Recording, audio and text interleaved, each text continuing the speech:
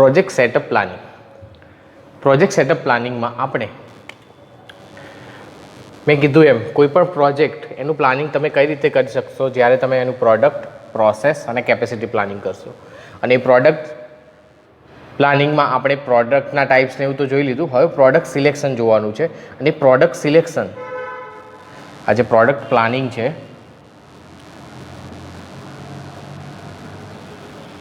એમાં product selection, effect of competition of substitute of products, monopoly અને competition, એટલે આ કઈ ઓર્ગેનાઇઝેશનો કયા પ્રોડક્ટ સિલેક્શન દ્વારા આ ટર્મ સમજવાના છે કે product selection, monopoly, competition, effect of competition અને સબસ્ટિટ્યુટ પ્રોડક્ટ્સ. તો એ હવે સમજીશું. સેલ્ફ એમ્પ્લોયમેન્ટ એન્ડ એન્ટરપ્રિન્યોરશિપ ડેવલપમેન્ટમાં આપણે અત્યારે project setup planning, product process, capacity planning. Okay, એટલે કે પ્રોજેક્ટ સેટઅપ માટે પ્લાનિંગ, પ્રોડક્ટ અને પ્રોસેસનું પ્લાનિંગ, એ સિવાય કેપેસિટી પ્લાનિંગ એ જોઈ રહ્યા છે. એમાં પ્રોડક્ટ અને પ્રોડક્ટ સિલેક્શન તમે લાસ્ટ ટાઈમ જોયું. હવે જોઈએ કે ઇમ્પોર્ટન્સ શું છે. તો આ પ્રોડક્ટ જે સિલેક્શન કરીએ છીએ, પ્રોડક્ટ સિલેક્શન, એનું મહત્ત્વ શું છે, કેમ કરવું જોઈએ એ જોવાનું છે. તો એના લખેલા છે સ્ટેપ. પહેલું છે change in the financial risk. શું છે? Change in financial risk. તો તમે કોઈ નવી પ્રોડક્ટ લોન્ચ કરતા હોય તો એના પસંદગીના કારણે આપણે ધ્યાન ના આવે તો મૂડીરોકાણ કેવું થાય? વધારવું પડે. બરાબર છે. દેવામાં ઉતરી શકો છો તમે, મૂડી માળખામાં પરિવર્તન આવી શકે છે. વર્તમાન નાણાકીય જોખમ તમારે એમાં ફેરફાર કરવા પણ જરૂરી બને છે. તો તમે કોઈ નવી પ્રોડક્ટ લોન્ચ કરવાના હોય તો આ પહેલું રિસ્ક તો હોય જ, ફાઇનાન્શિયલ રિસ્ક. તો એ ફાઇનાન્શિયલ રિસ્ક આપણે એકદમ એક્સેપ્ટ ના થઈ જાય. મતલબ ફાઇનાન્શિયલ રિસ્ક, હવે તમે કોઈ પ્લાનિંગ વગર વસ્તુ કરશો તો તમારે શું થવાનું છે? ફાઇનાન્શિયલ રિસ્ક આવવાનું જ છે. તો એ જોવાનું છે. ફાઇનાન્શિયલ રિસ્ક છે એ રિફર્સ ટુ ધ ડેબ્ટ equity funds in the total capitalization. બરાબર, એની અસર આખી પ્રોડક્શન સિસ્ટમ ઉપર પડવાની છે. તો એ ફાઇનાન્શિયલ રિસ્ક તમારે ના આવે એના માટે આ પ્લાનિંગ જરૂરી છે. ખ્યાલ આવે છે? એટલે change in the financial risk, એમાં તમે ચેન્જીસ લાવી શકો છો અમુક. ક્યારે? જ્યારે તમે પ્રોડક્ટ સિલેક્શન કરો ત્યારે. નેક્સ્ટ છે બિઝનેસ રિસ્ક.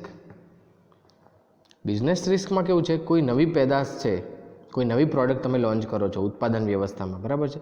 તો એના માટે યંત્રો હોય છે, અલગ અલગ મશીનરીઝ. બરાબર છે. એ બિઝનેસ રિસ્ક મતલબ refer to the relative proportion of investment in fix assets end current asset of working capital. બરાબર છે. એટલે કે હવે નવી પેદાશ તમે ઉત્પાદન વ્યવસ્થા છે, એની યંત્રો છે, એના માટે પ્લાન્ટ છે, એ સ્થિર મિલકતો માટે એ જરૂરી બને છે, એ અનિવાર્ય બને છે. અને જ્યારે આવી પેદાશોમાં તમે માલ સામગ્રી છે, ગ્રાહકોના ખાતા, મતલબ એમનું જે મૂડીરોકાણ છે એ વધી જતું હોય, અમુકવાર એકમની સ્થિર મિલકતો અથવા મૂડીના વર્તમાન માળખામાં માળાકીય પરિવર્તન. આનો મતલબ શું છે કે તમે જે છે પ્રોડક્ટ લોન્ચ કરી દીધી, બજારમાં ચાલે છે, પણ બિઝનેસ થતો નથી, અથવા બિઝનેસ થાય છે તો મૂડીરોકાણ છે એ પ્રોપર કાર્યશીલ છે નહીં, કે જે તમને પ્રોફિટ મળે છે એનું મૂડીરોકાણ કઈ રીતે કરવું, અથવા રો મટીરિયલ કેવી રીતે કરવું, એનું પ્રોપર પ્લાનિંગ જરૂર પડે. તો એના આધારે તમારે બિઝનેસ રિસ્ક જોવું પડે. આ કેવું થયું કે તમે દુબઈમાં જે પાણીની બોટલ છે એ વેચો તો તમને વધારે મળે. આપણને ખ્યાલ છે કે ત્યાં પાણીની ખાસ જરૂર છે. હવે એ જ વસ્તુ જો આ પેટ્રોલ ડીઝલ અહીંયા આગળ જે 90 રૂપિયા ભાવ ચાલે છે, તો એ જ ભાવ એ 80-90 રૂપિયા, તો એ જ રેટ ઉપર તમે દુબઈમાં તમે પેટ્રોલ પંપ ખોલશો તો તમને ચાલશે ના. તો એ બધા બિઝનેસ રિસ્ક થયા. એટલે ધંધાકીય તમારા અમુક જોખમો છે એમાં પરિવર્તન જરૂરી છે.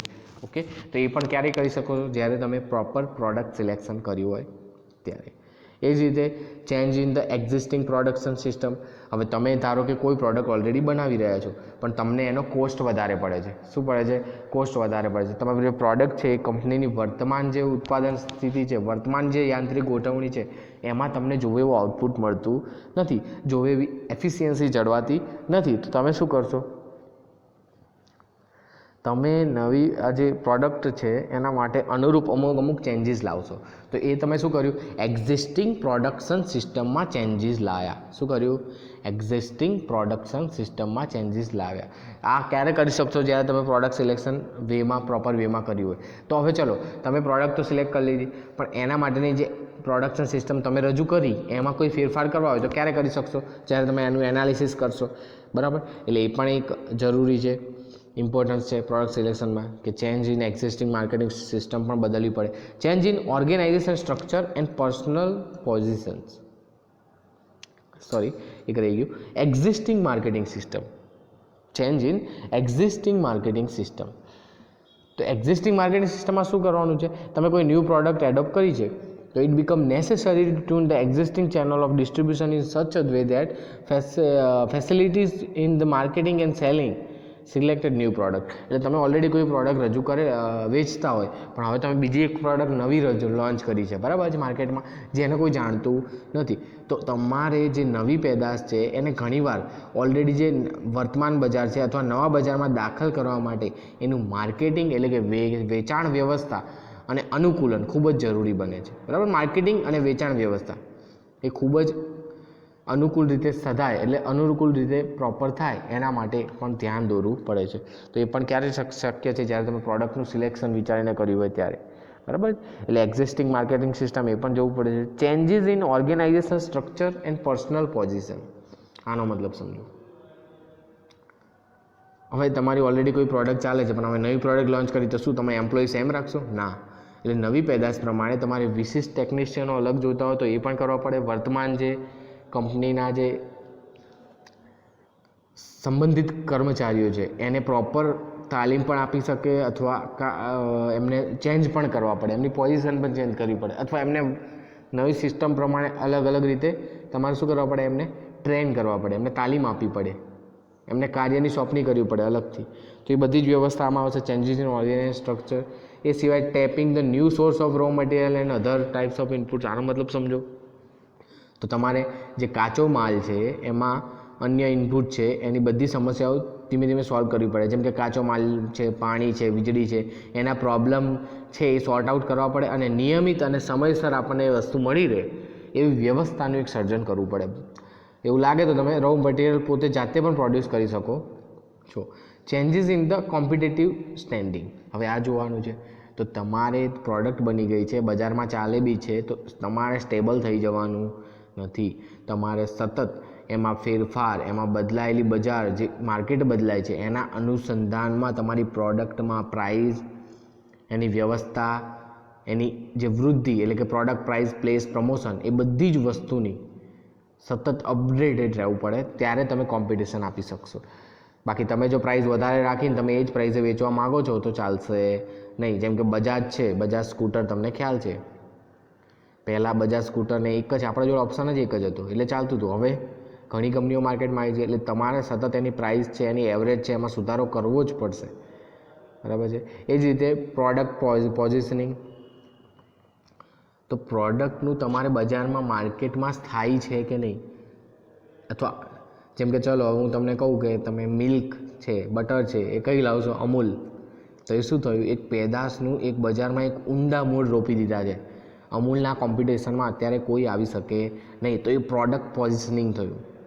કોઈ નવી પ્રોડક્ટ છે બજારમાં લોન્ચ કરવી હોય અમૂલને, તો અમે નાણાકીય ખર્ચા સહિત મતલબ એક વ્યૂહાત્મક રચના દ્વારા એને ખાલી એક લોન્ચ જ કરવાની રહે, કારણ કે એના જોડે ઓલરેડી કસ્ટમર છે, એનું આખી જે સિસ્ટમ છે, વિતરણ માળખું છે, આખું સેલ્સમેનોની ફોજ છે, એ ખર્ચ કરવાની મતલબ અમુક વાર જરૂર પડે, અમુક વાર ના પડે, બરાબર છે. એટલે એક પોઝિશન, એક માર્કેટ બનાવ્યું છે, પણ કઈ રીતે બનાવ્યું છે અમૂલે? તો પ્રોપર પ્રોડક્ટ પોઝિશનિંગ, એ પણ તમારે એ પ્રોડક્ટના સિલેક્શન ઉપર આધાર છે. એટલે આ બધા થાય ઇમ્પોર્ટન્ટ ઓફ પ્રોડક્ટ સિલેક્શન.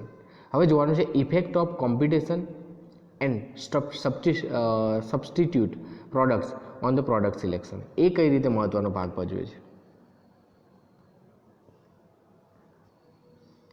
તો આ તમારે ટર્મ્સ યાદ રાખવાના છે, અંદર તમારે જાતે લખવાનું છે. પહેલું છે પ્રી બર્થ ડેથ, જન્મ પહેલાં મૃત્યુ.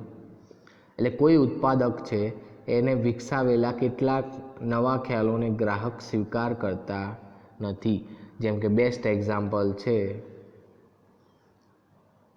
માઇક્રોસોફ્ટનું જે આપણે સિસ્ટમ છે નોકિયાની યાદ છે સિસ્ટમ, એને એન્ડ્રોઈડ એક્સેપ્ટ કર્યું નહીં, પણ કન્ઝ્યુમર એટલે કે ઉત્પાદકે એને એક્સેપ્ટ કર્યું નહીં. ઉત્પાદકે એક્સેપ્ટ કર્યો નોકિયાને? ના. એટલે એને શું એન્ડ્રોઈડ અપનાવવું પડ્યું. એટલે કન્ઝ્યુમર છે ક્યારેક પ્રી બર્થ ડેથ એટલે આમ જન્મ લેતા પહેલાં જ મરી જાય છે, જન્મ પહેલાં મૃત્યુ, એ ટાઈપનો જે બિઝનેસ છે, ખ્યાલ આવે છે, એ પણ જોવું પડે. પછી જે આ જો એક્ઝામ્પલ આપેલા છે આલ્કલાઇન આરો, એ જે જન્મ પહેલાં મૃત્યુનું એક એક્ઝામ્પલ છે. પછી ઇન્ફેક્ટ મોર્ટાલિટી, એટલે એનો મતલબ પેદાશોનું બાળ મૃત્યુ છે. એનો મતલબ થાય કેટલીક પેદાશો એવી હોય જે બજારમાં નજીવું આયુષ્ય થોડા ટાઈમ માટે આવે, જેમાં મારુતિ વર્ષા એક એક્ઝામ્પલ છે. ગાડી લોન્ચ થયેલી એની વાત કરે છે મારુતિ વર્ષા, બરાબર છે, જે આવીને થોડા ટાઈમ માટે પછી જતું રહ્યું. અને લોંગ લાઈફ પ્રોડક્ટ એટલે શૂઝ છે, ડ્રેસ છે, લાંબુ આયુષ્ય ધરાવતી પ્રોડક્ટ, જેમ કે બાટાના શૂઝ છે તો લાંબા ટાઈમથી, સાયકલો છે એ લાંબા ટાઈમથી ચાલે છે, બરાબર. હર્ક્યુલસ છે, એ બધી કંપનીઓ છે એની વાત ચાલે છે. એનું બજારમાં કેવું છે, કાયમી એક સ્વરૂપ છે, બરાબર છે. એ જીવન જરૂરિયાત વ્યાપક વપરાશ ધરાવતા, પણ એમાં જોડે જોડે કોમ્પિટિશનને એવું રહે છે, બરાબર છે. એટલે એમાં શૂઝમાં એમાં કેટલી કંપનીઓ આવતી રહે છે. ડ્રેસ છે તો તમે શું એમાં સતત આપણે રહેવું પડે. પછી ડિસઅપિયરન્સ ઓફ બ્રાન્ડ, એ જો કે બ્રાન્ડ શું થઈ ગઈ છે, ગાયબ થઈ ગઈ છે. તો બીપીએલ ટીવી તમને કહેવાની જરૂર છે નહીં, પહેલાં બીપીએલ ટીવી આવતી હતી, કલર મેન ટીવી, બરાબર છે. બીપીએલની ટીવી સૌથી ઘરે ઘરે હોતી હતી, એની જગ્યાએ હાલમાં જોવા મળતી નથી. એટલે આ શું થયું કે જે પ્રોડક્ટ છે એની બ્રાન્ડ છે બજારમાંથી શું થઈ ગઈ છે, અદૃશ્ય થઈ ગઈ છે. જેમ કે કલર ટેલિવિઝનની માંગની સતત વૃદ્ધિ થતી રહી, પરંતુ કલરમેન ટીવી બજારમાંથી અદૃશ્ય થઈ ગયું, બરાબર છે. એટલે અમુક આમાં કેવું છે, ડિપેન્ડ છે. જેમ કે દ્વિચક્રી સ્કૂટર છે એની માંગ સતત વધતી ગઈ. પછી આવી ઘણી કંપનીઓ છે. ગુજરાત નર્મદા ફર્ટિલાઇઝર દ્વારા એક બજારમાં મૂકવાયેલું પ્રિન્સ સ્કૂટર બજારમાંથી અદૃશ્ય થઈ ગયું. પછી ફાર્માસ્યુટિકલ કંપની દ્વારા બજારમાં મુકાયેલી કલરમેન ટીવી એ પણ અદૃશ્ય થઈ ગયું. તો આવી ઘણી વસ્તુ છે જે શું છે, માર્કેટમાંથી ગાયબ થઈ ગઈ, તમને ખ્યાલ પણ નહીં હોય. અને અમુક છે એન્ડ ઓફ કંપની, અમુક એવી પ્રોડક્ટ હોય જેના લોન્ચ દ્વારા, મેં કીધું ને આગળ કે દેવું વધી જાય છે. આજે વાત થઈ ને કે ફાઇનાન્શિયલ રિસ્ક છે, બિઝનેસ રિસ્ક છે, એને ધ્યાનમાં લઈને ના કર્યું હોય, એના કારણે કંપની એક પ્રોડક્ટના લીધે એનું નુકસાન થઈ શકે છે. એ કેમ નાના ઉત્પાદકો દ્વારા નવી પેદાશો બજારમાં અસરકારક રીતે સ્થિત થાય છે કે નહીં, મોટી કંપની દ્વારા એ પેદાશોનો બજાર દ્વારા સ્વીકાર થતો નથી ક્યારેક. જેમ કે પારસ કેમિકલ્સ દ્વારા ક્રેક જેક મલમ માટે સારું માર્કેટ ઊભું કરાયું.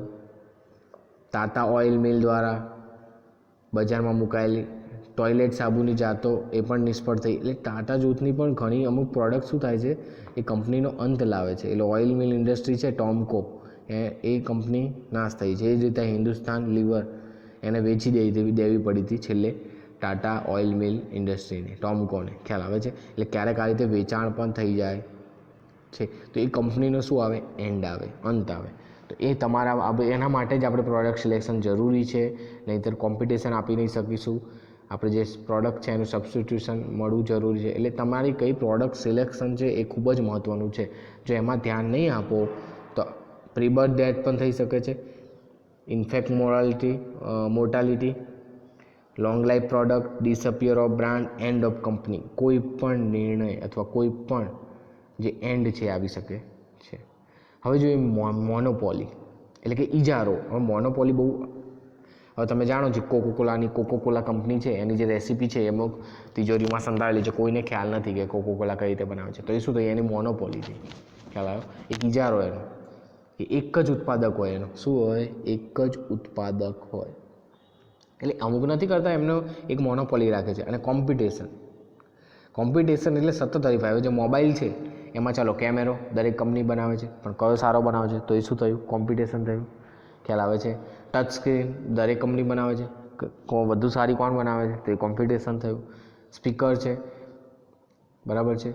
એ સિવાય મોબાઈલની કોઈ પણ સ્પેસિફિકેશન છે, તો એ શું થયું, સતત કોમ્પિટિશન આપતી રહ્યું છે. સેન્સર લોક છે, બરાબર છે, ફેસ લોક છે, તો એ બધું જ શું થયું, એ કોમ્પિટિશનમાં આવે. પણ મોનોપોલી, અમુકની મોનોપોલી હોય, જેમ કે અમૂલ બધી જગ્યાએ પહોંચાડવું, બટર, મિલ્ક, આ તે જ, એ મોનોપોલી થઈ બધાની. એટલે એમને એક જ ઉત્પાદક હોય, ગ્રાહકોની સંખ્યામાં ખૂબ મોટી હોય, બરાબર છે. વસ્તુનો જથ્થો મર્યાદિત કરીને ગ્રાહકોનું શોષણ કરવાની ક્ષમતા ધરાવે છે. એટલે જો આપણને ખ્યાલ છે કે લોકડાઉન થયું તો અમૂલનું દૂધ મળતું નહોતું, તકલીફ થઈ ગઈ હતી ઘણાને, અથવા એના માટે ઊંચી કિંમતો વસૂલ કરવામાં આવી હતી. એટલે અમુક કેવું હોય, એનો જે મોનોપોલી હોય, એક જ પ્રોડ્યુસર હોય. શું હોય, એક જ પ્રોડ્યુસર હોય. એક્સપ્લોટેશન ઓફ કન્ઝ્યુમર, મતલબ ઢગલો કન્ઝ્યુમર હોય. કેટલા હોય? ઢગલો કન્ઝ્યુમર હોય. સેલર્સ માર્કેટ જે વેચે એનું જ માર્કેટ છે. અમૂલ પાર્લર અત્યારે ઘરે ઘરે મતલબ સોસાયટીએ જોવા મળે છે, બરાબર છે. Poor quality, high price, delay delivery, poor after cell service, તો આ બધી વસ્તુ છે એ પણ હવે તમે ત્યાં કોઈ પ્રોડક્ટ યુઝ કરતા હોય અને એમાં ક્વોલિટી અમુક વાર તમારું એક જ કસ્ટમર છે, એમાં જો ક્વોલિટી થોડી આગી પાછી થાય પણ તમને બીજું કોઈ વેચવાનું જ નથી, તો એ વસ્તુ શું થઈ જાય પછી તોય ચાલવાની છે. પ્રાઇસ બી હાઈ લઈ શકો તમે, બરાબર છે. એમ તો મોનોપોલીમાં એવું નથી હોતું, બધા ધ્યાન રાખે જ છે કારણ કે પોતાનું માર્કેટ કોઈ કોમ્પિટિટર ઊભો ના થવો જોઈએ એના માટે પણ એ લોકો ધ્યાન રાખતા હોય છે. પણ અમુક વાર એ હાઈ પ્રાઇઝીસ પણ લઈ શકે છે. અમૂલના દૂધમાં 1 રૂપિયો કે 1.5 રૂપિયો કેવી રીતે વધે છે, હાઈ પ્રાઇસ થાય છે, તો કોઈ કંઈ કહે છે ના, તમે તો અમૂલ દૂધ જ યુઝ કરવાના છો, અમૂલ મિલ્ક જ યુઝ કરવાના છો, તો શું થયું? હાઈ પ્રાઇસ ચાર્જ પણ લઈ શકે છે, બરાબર છે. જેમ કે ફૂડમાં ખાસ જોવા મળ્યા, બરાબર છે. અથવા દવાઓમાં, ચાલો મેડિસિનમાં કોઈ અત્યારે મેડિસિનની તમે રસી બનાવી દો, આની કોરોનાની, અત્યારે હાલ કોરોનાની રસી બનાવી દો તો તમે તમારી જે પ્રાઇસ તમે કહો એ પ્રાઇસે તમારી વેચાય. મતલબ શું કર્યું? High price. ક્યારે? જ્યારે તમારી મોનોપોલી હોય, એક જ પ્રોડ્યુસર હોય તમે, તો એ મોનોપોલી થઈ. અને બીજી જે પ્રોડક્ટ છે એમાં કોમ્પિટિશન હોય છે. ચલો હવે મોનોપોલીવાળી પ્રોડક્ટ હોય એ ડિલિવરીમાં ડિલે થાય તોય ચાલે, બરાબર છે. એને અમુક વસ્તુ તમે કમ્પ્લેન કરો કોઈ વસ્તુ ઉપર પણ એ ધ્યાનમાં ના લે તો ના પણ લે. કેમ? કારણ કે મોનોપોલી છે, પોતે એક જ પ્રોડ્યુસર છે, તો એ બધી જ વસ્તુ મોનોપોલીમાં આવશે. એટલે ઈજારો એક એનો પોતાનો એક ભાવ ઊભો કરી દીધો છે, બરાબર છે. અને એને કોઈ કોમ્પિટિશન તો આપવાનું છે નહીં, બરાબર છે. તો એ થઈ તમારી મોનોપોલી અને કોમ્પિટિશન. હવે કોમ્પિટિશનમાં જોવા જઈએ, મોનોપોલીમાં મેં કીધું કે એક સેલર્સનું જ માર્કેટ હોય, એક જ માણસ વેચતો હોય એટલે તમે ગમે તે પ્રાઇસ રાખી શકે, ગમે ત્યારે તમે અમુક વસ્તુનું ડિલિવરીમાં ટાઈમ લાગે તો પણ તમે કંઈ ના કહી શકો, તમે કોઈ કમ્પ્લેન કરો તો તમારી સાંભળે પણ નહીં, એવું બધું જ થઈ શકે છે. હવે જોવાનું છે કોમ્પિટિશનમાં કેવું છે. તો એમાં કેવું છે, આ પરિસ્થિતિ અસંખ્ય ગ્રાહકો છે, ઉત્પાદકો પણ અસંખ્ય છે. હવે જેમ કે મોબાઈલ, તો મોબાઈલની કંપનીઓ કેટલી બધી છે. જો તમારો મોબાઈલ ચાલશે નહીં તો જ્યારે પ્રોડક્ટનો વિપુલ જથ્થો હોય, મતલબ ઉત્પાદકો પણ એટલા બધા હોય, તો ગ્રાહકને જે તમારી પ્રોડક્ટ છે એના તરફ કમ્પ્લીટલી એટ્રેક્ટ કરવો પડશે. ગમે તે કરો, એડવર્ટાઇઝ કરો, બરાબર છે. અત્યારે એડવર્ટાઇઝમેન્ટ શું છે? એ જ છે. કોમ્પિટિશનને તમારે એટ્રેક્ટ કરવા માટે છે, તમને આકર્ષે, તમારા માઇન્ડમાં એક નામ નાખી દે, બરાબર છે. એડવર્ટાઇઝ એ જ વસ્તુ છે, એડવર્ટાઇઝ ખૂબ જરૂરી છે. એટલે સામાન્ય રીતે કોઈ પણ હરીફાઈ છે એમાં ઉત્પાદકો ગ્રાહકો છે એની પાછળ દોડતા થઈ જાય, એ ગ્રાહકોનું બજાર, એના માટે તમારે સતત કોમ્પિટિશન આપવી પડે, બરાબર છે. એટલે ગ્રાહકોનું શોષણ પણ આમાં શક્ય બને નહીં. જો તમારો મોબાઈલ છે એ બરાબર ચાલતો નથી તો શું તમે ફરીથી એ કંપનીનો કોઈને પ્રિફર કરશો અથવા લેશો? ના. તો એ શું છે, તમે ગ્રાહકો છેતરાશો નહીં. જ્યારે કોમ્પિટિશન ઊભું થશે ને માર્કેટમાં ત્યારે જ વધારે ચાલશે. જેમ કે પહેલાં બજાજનું એક જ સ્કૂટર આવતું હતું, એટલે ના છૂટકે આપણે શું લેવું પડતું હતું? બજાજ. તો એ વસ્તુ શું થઈ, હવે માર્કેટમાં તમારી પાસે ઢગલો કંપનીઓ છે જે ઓપ્શન આપે છે, આ નહીં તો આ નહીં તો આ. સેમ વસ્તુ મોબાઈલમાં. એટલે આ બધું જ થયું કોમ્પિટિશન થઈ, હરીફાઈ થઈ. એના લીધે જ ગ્રાહક છે એ સર્જી શકે. હવે જેમ કે જાણો છો તમે કે મારુતિ છે, આજે એમની સર્વિસ કેવી હોય છે? સારી હોય છે, એટલે જ મારુતિ લોકો વધારે લે છે. હુન્ડાઈ એની સર્વિસ સારી હોય છે એટલે વધારે ચાલે છે. સામે બીજી કંપની ટાટામાં કેમ ઓછું માર્કેટ છે? કારણ કે એની સર્વિસ સારી નથી હોતી. ખ્યાલ આવે છે? એટલે એવું તમે વિચાર્યું છે. લોકોને છાપ ઊભી કરશો તમે, એ લોકોને એટ્રેક્ટ કરશો તમારી રીતે, ત્યારે તમે એ વસ્તુ કરી શકશો. તો આવી પરિસ્થિતિમાં આપણે ગ્રાહકે પોતાની પ્રોડક્ટને હંમેશા ઉપર ચઢાવી ટોપ પર રાખવી પડે. જેમ કે કોકા કોલા પીણું છે અથવા મિનરલ વોટર છે, તો એમાં ખબર છે અમુક વસ્તુ ગ્રાહકોનું શોષણ થાય છે, પણ એના માટે સતત કોમ્પિટિશન છે, એની સામે ટકી રહેવું પણ ખૂબ જ અઘરું છે. તો ટૂંકમાં એ તમારે કોમ્પિટિશન માટે સતત તૈયાર રહેવું પડે. એના માટે 2 ટાઈપના આવે: પૂર્ણ હરીફાઈ, પરફેક્ટ કોમ્પિટિશન, બરાબર છે. પરફેક્ટ કોમ્પિટિશન અને ઇનપરફેક્ટ કોમ્પિટિશન. તો પરફેક્ટમાં કેવું છે? પૂર્ણ હરીફાઈ છે, જેમાં અસંખ્ય ગ્રાહકો છે અને ઉત્પાદકો પણ અસંખ્ય છે. ત્યારે ઉત્પાદક બજાર ઉપર અંકુશ મેળવી શકતો નથી. મતલબ તમે 100% કસ્ટમર અથવા 50% કસ્ટમર બી તમારા કરી શકતા નથી. તો ત્યારે તમે એ પ્રમાણે એની કિંમતમાં ઘટાડો કરી શકો છો, બરાબર. ગ્રાહકને આંચકી લેવાનો પ્રયત્ન કરી શકો છો, એને એટ્રેક્ટ કરવાનો પ્રયત્ન કરી શકો છો. તો એ બધી ફૂલ હરીફાઈ થાય. કેવી થાય? સંપૂર્ણ હરીફાઈ. અત્યારે મોબાઈલની કોમ્પિટિશન છે, પરફેક્ટ કોમ્પિટિશન થઈ, બરાબર છે. અને અપૂર્ણ હરીફાઈ, એમાં શું કરવાનું છે? ઇમ્પરફેક્ટ. એટલે તમારે અમુક વસ્તુ અમુક છે મોનોપોલી, પણ અમુક હરીફાઈ પણ છે, અમુક પર્સન્ટેજ છે. ખ્યાલ આવે છે? જેમ કે ચલો સમજી લો, ઇમ્પરફેક્ટ કોમ્પિટિશનમાં બજારની પરિસ્થિતિ પ્રમાણે મોનોપોલી થોડીક છે, પણ અસંખ્ય ગ્રાહકોને માત્ર 2 જ ઉત્પાદકો દ્વારા માલ મળે છે. એટલે એક નહીં તો 2. તમારી જોડે ઓપ્શન હોય તો કદાચ 2 જ હોય, એ બેમાંથી એક ચૂઝ કરવો પડે. ખ્યાલ આવે છે? અને એકની અલગ મોનોપોલી હોય અને બીજાની અલગ મોનોપોલી હોય. ખ્યાલ આવે છે? તો એ બંને જે પ્રોડક્ટ થઈ એ શું થયું?